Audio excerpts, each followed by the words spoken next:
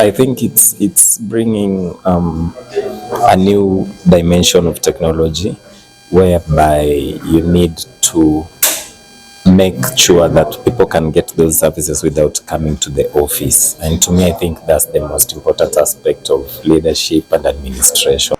The University of Nairobi has fostered different kinds of relationships between its students and its administration using different kinds of systems, such as the Student Information System. Now, Dr. Kariuki, we have key stakeholders in both the private and the public sector, companies that provide community data center and cloud services for the University of Nairobi as a client. Yeah, the student information being one of the systems that these clients manage. So take us through what the student information system is. Yes, one of our flagship system is actually the Student Management Information System. It's one of the oldest systems that we have developed over time, dating back to the late 90s, and transformed into the current interfaces, that is a thin client accessible through the web and mobile in the current times. So this particular system has automated the entire life cycle of managing of the teaching and learning process. It starts from the online application, where we are able to admit students real-time online. We are able to provide them with admission letters. They are able to register online. They are able to report on campus online virtually, and they can actually be taught online using the learning management systems. Then when they do assignments and cuts and also the examination, that is processed through the system. Suffice to say that even the cuts and the assignment, majority of them are also done online. We have platforms that we have developed using open technologies that are used by our faculties and our students to administer and take these examinations. We then process those examination results, and we are able to release the results in a timely manner. And once we release, we are able to publish them to the student portal. So the students are able to access the results. The process of payment of fee is also seamless and is online. Students do not have to come to campus to make any fee payment. They can pay using the multiple channels that are provided. And that, whether it is e-cards, if those who want to walk into the banking hall, or those who want to pay through the mobile money, all of them can pay, and the same is receipted online. We do clearance of students upon graduation online, and even after graduation, students are able to access the various services like the printing of transcript, reprint of transcript, the collection of the degree certificate, certification of the degree certificate, and even becoming members of alumni. And we do have an alumni system that manages our alumni. Thank you. Okay, amazing.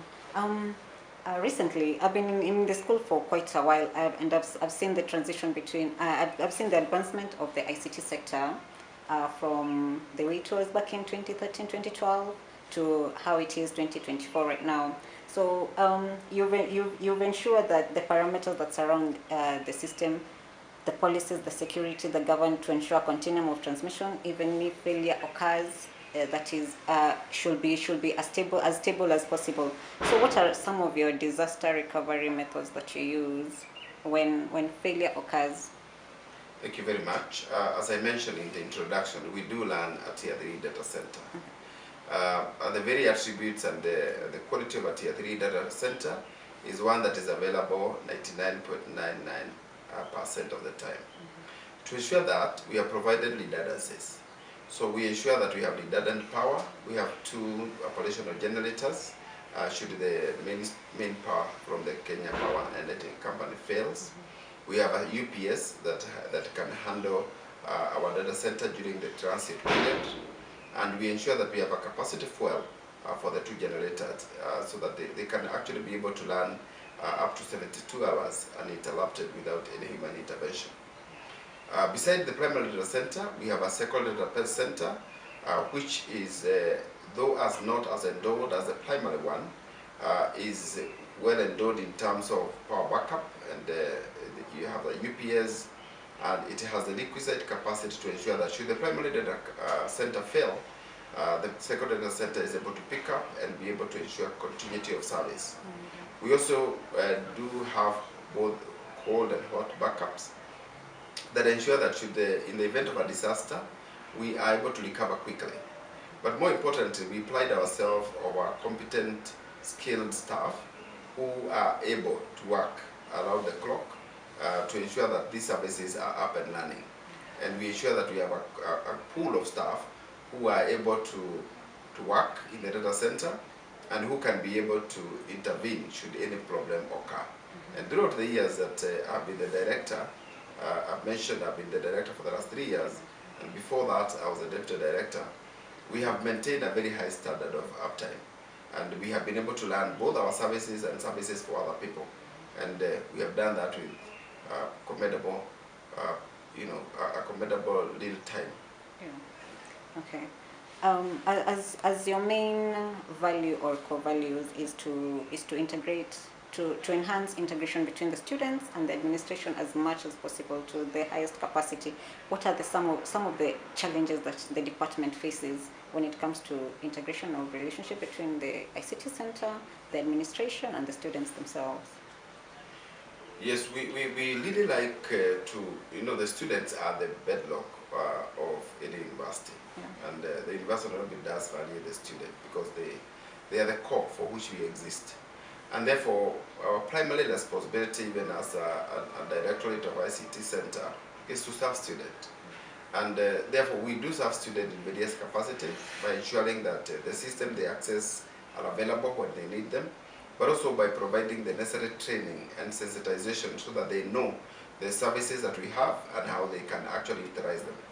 We go further by providing professional service to students on how they should be able to use them, and even help them in the maintenance of the same, providing the application that they need. But that does not mean that we do not have challenges. Yeah. There are a number of challenges that we encounter when we are dealing with the student. For a starter, students many a times do not bring forth their requirement and needs, and therefore those that we do not know, we are not able to address them. But the other problem that we know that our students face is that in these times and era of economic challenges, they would want certain gadgets that we as a center have not been able to provide for their use, but they do need them. Some of them are high-end computing devices for those who are doing things like machine learning, big data, and AI. And even those who are doing modeling, like in engineering and in architecture and also in medicine, would require high-end computing devices that sometimes we are not able to provide. We would also want to ensure that every space where the students work, there is connectivity. We have not coverage, and those are the challenges that we are facing. One of the other challenges that we do face when we are trying to serve students is because of the emerging technologies. Many a times we find that the students are very inquisitive. They would want to be forelearners in wanting to use particular technologies. But many a times we are not able to keep pace with that, and therefore we may not always have the most cutting-edge technology that the student wants to use. But beside that, we also have challenges that have been brought up by change of technology, like things like ChatGPT, where sometimes students will be tempted to use them for their assignments, and that is a challenge that we are currently contending with. How do we catch our students? How do we train them and equip them to be able to use the AI tools in a more, in a way that is progressive, the way that help them, and the way that build them. Okay. Nice. What puts you ahead of your competition? At the University of Nairobi, we have something similar to the ICT Center. It's called the Kenneth Training. What puts you ahead of the Kenneth Training, yet it's still in the University of Nairobi? Actually, the Kenneth, which stands for Kenya Education Network, is what we call a national research network for the country. It was founded by the University of Nairobi, Juma University, Moi University, DISTA, and USIU. And the primary reason where the Kenya Education Network, Kenneth, was formed was to bring together educationists and researchers in a way that enabled them to harness their capacity and resources for their wider good. So the University of Nairobi, being the host and of course the founder of Kenneth, has benefited immensely by our close collaboration with Kenneth. As Director ICT, I sit in the Kenneth Management Board, and the Vice Chancellor sit in the Board of Trustees. So we are part and parcel of Kenneth, and we are part and parcel of formulating the things that they do. So some of the training that they do there, we play along. Our expertise are called upon to train, and we also benefit from training they organize. Our people are called upon to be trained. And when it comes to research and providing high-end computing infrastructure, Kenneth does help us because they are able to cooperate with other national research networks across the globe. And recently they are collaborating with the Amazon Web Services, the AWS, and they are providing computing infrastructure that are necessary for high-end computing in AI, in machine learning, and in artificial intelligence. And therefore we have more or less of a symbiotic relationship where we benefit from each other, and we are glad and honored to host them. Yeah, okay, nice. Amazing. What should we look forward to? We have online classes that the University of Nairobi has recently adopted. What else should we look forward to? We are looking forward to what we call smart classrooms. A smart classroom is one where whether you attend physically, online, you are treated the same way, and you have the same experience because you have virtual realities. You are able to interact with the same environment that the student who are physically present are able to interact with. You are able to do experiment and simulation and modeling online, and that smart classroom that we are talking about is one that bring both the lecturer, technologies, and the student together to adopt the new dimension that ICT is bringing in. You all agree with me that ICT is one field that changes very fast, and so the change and the trend that we are witnessing, whether it is in AI or machine learning or artificial and big data analysis, are bringing new realities that enable us to bring a smart classroom that is able to be better than the traditional face-to-face classroom, and which students can enjoy and they can attend at will, anytime, anywhere, and that's what we are looking forward to bringing to our students and our stakeholders. Okay, nice. Our last question. You, as the director of ICT, is it true that the ICT Center has integrated students the levels that you need, or bado mjafika penye mnataka? We still are not where we would want to go.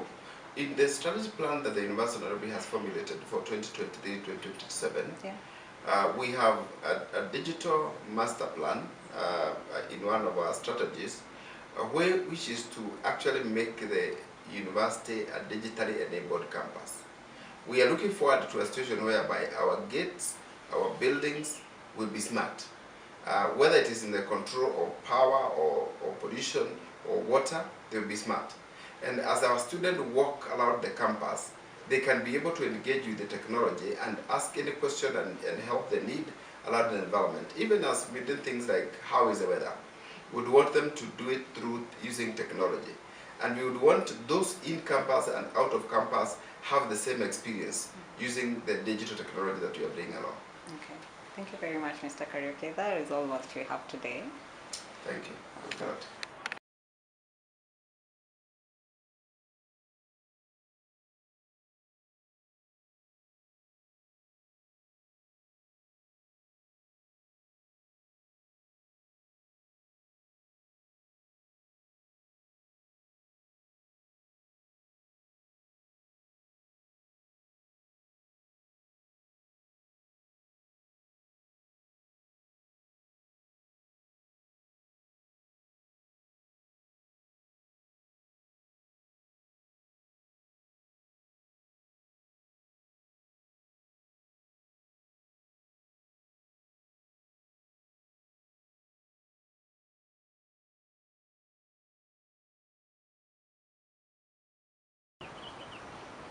The University of Nairobi has fostered different types of relationships among students and the administration using different systems, including the Students' Information System.